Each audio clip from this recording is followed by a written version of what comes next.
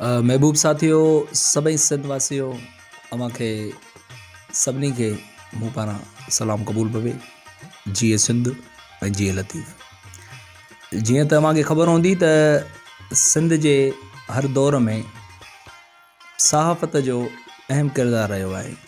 हुन में सिंध जा जेके बि मसइला हुजनि, असांजा जेके चैनल्स आहिनि, स्पेशली सिंधी चैनल, सिंधी अख़बारूं, एकता टीवी ऐं एकता अख़बार आहे, जंहिं सिंध जे हर मसइले खे तमामु गहराईअ सां, तमामु सचाईअ सां ऐं तमामु दिलचस्पीअ सां खयों आहे ऐं दुनिया ॾाढो हर मामले खे रखे ऐं सिंध जी, सिंधी ॿोलीअ जी, सिंध जे कल्चर जी, सिंध जे सक़ाफ़त जी ऐं सिंध जे ज़मीनुनि जी ऐं सिंध जे वसीलनि जी मालिकी कई आहे।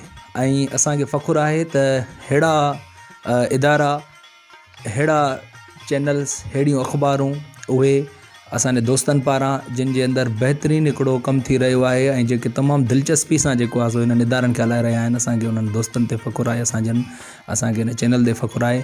ऐं जॾहिं बि अहिड़नि इदारनि जी का सालगिरह या को ॾींहुं हूंदो आहे त मूंखे तमामु घणी ख़ुशी थींदी आहे, जॾहिं दोस्त असांखे यादि कंदा आहिनि पंहिंजी दुआउनि में, असीं उन्हनि जे चैनल खे यादि कंदा आहियूं।